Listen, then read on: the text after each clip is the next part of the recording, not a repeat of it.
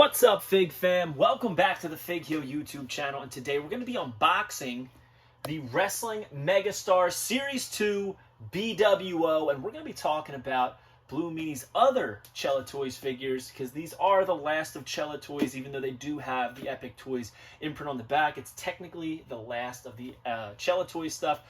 But it is brought to you by my new book, The Wrestling Figure Encyclopedia. Over 340 pages, features a foreword by Xavier Woods of The New Day. Full color, black and white, paperback, hardcover. I'm talking every Elite, every Basic, every Ultimate, every AEW, MLW, Major Wrestling Figure Podcast, NJPW. You name it, it's in here, including independent toy companies just like Chella Toys and Epic Toys. And here we are. These are the things that we're going to be going over today. Wrestling Megastars Series 2. And we're going to start by talking about the Blue Meanie, who not technically, is the whole purpose of the Blue World Order. So, there are 3 Blue Meanie Wrestling Megastars figures. The first is right here, easily my favorite, even though it's modern Meanie. It is the Chella Toys Wrestling Megastars 2-pack featuring Josh Chernoff. I just love Hasbro-style 2-packs, and to me, this is one of the best overall, considering the fact that the card is the exact size as the original Hasbro 2-packs. I love the colors on it. It is modern Meanie. It is Josh Chernoff. But it's just, I think it's a really well done piece that they did.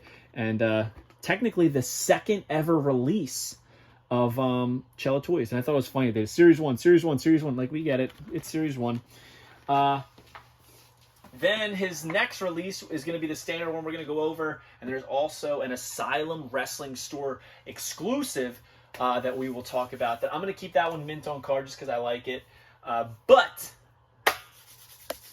we are going to unbox these. And we're going to talk about, you know what? Let's start with the Meanie. Makes sense, right? To start with the Blue Meanie. So here he is. That old school style. This is definitely from his WWF studio shot. I remember this on like magazines and cards and stuff like that. Blue Meanie signature BWO shirt on. There he is. I mean, the actual picture has the beard on, which is the exclusive, which is interesting to say the least. Featuring the Meanie Salt Madness. Blue Meanie on the bottom. And on the back, it's got a nice little picture of the prototype. We already went over this with King Haku and Tongalo, but it's got the rest of Series 2 on there, as well as the whole checklist for all of Wrestling Megastars. There's the bio card, which I love. The Blue Meanie, height 6'1", 323 pounds, from Pepperland, made his debut in 1994. Finishes opponents with the Meanie Salt, also known as the Blue Guy. So, you got the Wrestling Megastars, old school WWF style logo. You gotta love it. But let's open this bad boy up.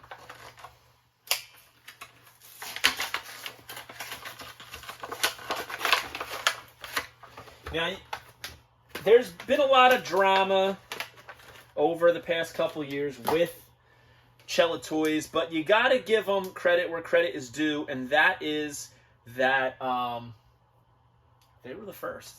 They were really the first independent toy companies to be doing stuff like this. Now, doesn't look as bad when his arms are up. Man, there's a lot to unpack on this figure. This is unfortunate. So he's got 4 points of articulation. Obviously, I'm sorry, I think he's got only 3 points. The waist does not move like the other ones, and it's kind of very flexible. But, head, right arm, left arm. First, I don't know if you can tell on camera, but the skin tone on the head and arms is completely different than the painted torso and legs. That's because all of this is cast in, I believe, not sure. I'm trying to figure out, is it, yeah, it's cast in black. I think this is all cast in black. Yeah, looks that way. But yeah, the arms don't match. Black boots, blue laces, knee pads, the short shorts, you gotta love it, the belly shirt, the BWO, Blue World Order logo on there, blue wristbands. He's got the eye makeup on, which I like. It's imperfect, which is great. The blue Flavor Saver. He's got the blue hair ponytail. Great detail on this, much better than the King Haku and stuff.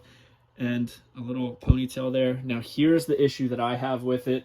I just did this and I'm not going to be able to see it any other way. When you put the arms down, tell me that his arms aren't too short.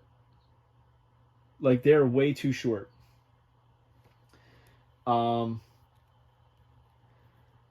Let's look at it this way. Now, in the Hasbro line, he's obviously modeled after the Gorilla Press Slam action, which is this. Look how much longer the arms are. The hands look huge, and the arms are little. I don't really like that. I wish his arms were a little bit bigger. And these are clearly the same arms as the original. It's just when they're up in the air, you don't notice it as much. But when you put these arms up in the air, I mean, they're much bigger. That's unfortunate. That's one of those things that I see, and I'm like, man, I wish I didn't open this now. I kind of wish I kept it in the package, because now I'm not going to be able to not see that. I get why they do the Gorilla Press Slam on action or pose on the Blue Meanie because of the Meanie dance. But if this was made by Hasbro back in the day, Blue Meanie figure, I can guarantee he would not have had the Gorilla Press Slam action, considering that most of the guys who got the Gorilla Press Slam were like powerhouses, right? You're talking about Hulk Hogan. You're talking about Sid Justice. You're talking about Lex Luger. We're talking about the Warlord. I don't think they would have put the Gorilla Press Slam action on the Blue Meanie. The thicker guys, they tend to give like a similar body mold, right? Like Bam Bam, Typhoon, Earthquake. I don't think they would have gave Blue Meanie Gorilla Press Slam action. So to me, this wouldn't really fit in with the Hasbro line, but I do like it because I love Meanie. I love the BWO. I just would have to have his arms up at all times because this really bothers me. It just doesn't look right. Something about that just looks off to me. Stands good. We like that. But man, now I can't keep my eyes off it. It does look out of proportion, the arms. Especially when you look at the other figures. Like, next to Stevie. Like, his arms are so short. I don't know. I'm not a big fan of that. Up in the air, I guess it's fine. Next up, this is one that I'm really dreading to open because I already kind of have an issue with it. But this is Big Stevie Cool, Stevie Richards, however you want to call him. Now, you'll notice that initially the design was based off of like that $1 Million Man style action, right? The nail style action where you would wind the arm around and he would uppercut, you know? So he's a little bit thicker, and I feel like they kind of messed up a little bit with the mold, and we'll talk about that in a second, but I do love the design, the BWO, everything the same on the back. We got the prototype, got the bio card. It says Big Stevie Cool, 6 feet 2 inches, 230 pounds, from Philadelphia, Pennsylvania. The BWO are here to take over. Watch out for the Stevie kick, willing to take it to the extreme, and he does the Stevie bomb. Now let's open this up. Big fan of Stevie Richards. Wishing him a speedy recovery, back to normal from his health issues. Now this figure feels nice. I will say it looks like they did a better job matching the flesh tone of the arms, the head, to the torso and the legs than they did on the Blue Meanie. Now, he's got the BWO shirt, right? The belly shirt that we're used to. It's cut at the neck, which I like a broski cut. He's got his short shorts, the knee pads, boots. Great molding on the boots, but it's just so out of place with the rest of the collection, with the rest of the Hasbro's even. So he's got 4 points of articulation, waist, arms, and head, which barely moves. And it looks like you'd be able to remove his glasses, but you really can't. But look at those eyes underneath. I mean, I guess at least they painted them, right? But it doesn't look as much like Stevie as it does when he has the glasses on. So we're going to leave those. I think it's good detail in the hair, though. I think they did a great job there. Overall, it's a good one. something about it just looks off to me. I think that the arms are too skinny, the legs are too skinny. Now, don't get me wrong. I know Stevie Richards was not jacked, but we're going for that Hasbro look, right? And I just don't know if this would fit in right. Even next to Blue Meanie, it doesn't exactly look right. But we're going to talk about how well these fit in together in 1 second when we finish up with Nova, because there's something that I've been wanting to talk about as far as their shirts. But we will take a look at Hollywood Nova now. We have the Atomic Leg Drop. There he is with the painted on beard, obviously modeled after Hollywood Hogan. This is the first ever Hollywood Nova figure, first ever Big Stevie Cool. But there was a Stevie Richards in the BWO shirt in the RA line. But here's his bio card. Hollywood Nova, 5 feet 10 inches, 210 pounds from Silicon Valley. Iconic third man of the BWO. No one gets up from the Atomic Leg Drop and trained by Iron Mike Sharp. All right, let's take a look at this one. I will say the adhesive on these card backs are much better than that of the Tangaloa and the King Haku. And I can already tell you that this is my favorite figure from these three because this one fits in the best with the Hasbro line. He's in that like bushwhacker style pose. Really cool. Looks good. Let's see. So, he's absolutely jacked, ripped, shredded to the gills. I love the shreds in the shirt on the arm. Clearly, they'll never use these arms again unless they do a repaint of Hollywood Nova. He's got the gloves with the, the spikes on them. Yellow gloves, blue stripe. Look at the detail on the pants. He's got the weight belt on that says Hollywood on the back. Yellow tights with the blue accenting. Great design on the boots and the knee pads. Very authentic to the Hasbro line. BWO shirt, as we said. He's got molded on glasses, right? Yep. As opposed to that of Big Stevie Cool. Looks really good. I don't know why the mustache doesn't connect. I don't know. Did he not connect his mustache? Nope, he did. But for some reason, it was designed that way.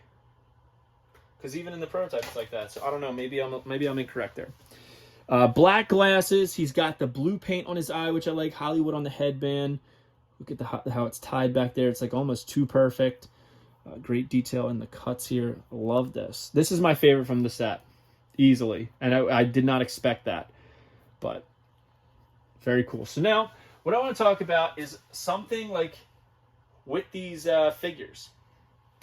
So, you'll notice that the BWO shirt on Hollywood Nova and Big Stevie Cool are the exact same. The B's the same, the W's the same, the O's the same. All of the residual spray paint on there is the same. Blue is lowercase, World is uppercase, and Order is lowercase. Whereas with the Blue Meanie, it's a different B, different W, different O, and it does not have that like spatter all over the place. Blue World is all lowercase, and Order has a capital O. So these are different shirts on these figures, which is interesting of note to see. But I think that the ones that Big Stevie and Hollywood look the best. Now, if I had to rank these figures, I would say Nova's the best, then Blue Meanie, and then Stevie. Stevie's the most disappointed. Like, if I hold these up for you and you look at them side by side, you can kind of connect the dots that these two would be in the same line. This kind of looks like it came from a different action figure line. And I'm not trying to crap all over Chella Toys at all, or anything that Epic Toys is doing, because these were designed before then, but I don't think this looks like it fits in the line. I'm going to display them together because obviously they are in the same line, but the design here, I wish it was a little bit more Hasbro-esque, as these are. So, yeah, I mean, they're fun figures, right? At the end of the day, they're toys. We're not supposed to be losing sleep over toys, which I would never do. Happy to have them. I love retros. I love the BWO. Anything ECW, I love it. So very thankful that Chella Toys was able to get these out into the world for us. The BWO, Blue Meanie, Big Stevie Cool, and Hollywood Nova. Hope you guys like this video. Comment below. Let me know your favorite of the three. Was it Big Stevie Cool? Was it the Blue Meanie? Or was it Hollywood Nova? Make sure you smash that subscribe button. Follow me on Instagram and TikTok at Fig Heel. Twitter is at The Fig Heel. Pick up the Wrestling Figure Encyclopedia now on Amazon.com, or just go to heelbooks.com, and you can join Whatnot at whatheel.com to get $15 off your first purchase. You're not going to regret it, trust me. But yeah, it's been pretty fun. And the blue guy says peace. Are you a wrestling figure collector of WWE Mattel, AEW Jazzwares, and everything in between? Then you need Fig Heel's Wrestling Figure Encyclopedia, the modern edition covering all releases from 2010 to present day. Featuring over 5,000 photos of action figures from the hottest brands, including independent toy makers. Keep track of what you have, want, and need, including loose, mock, and overall collection value. With a foreword by WWE superstar Xavier Woods and shots by Matthew Goldberg, the Wrestling Figure Encyclopedia is a must-have for collectors. Premium, full-color, and value black and white editions available now on Amazon.com. If you enjoyed this video, don't forget to like, comment, and subscribe. Follow me on Instagram, TikTok, and Twitter at Fig Heel. Pick up my book series on Amazon and my merchandise on ProWrestlingTees.com/FigHeel. Join my official sponsor, Whatnot, at whatheel.com and receive $15 off your first purchase.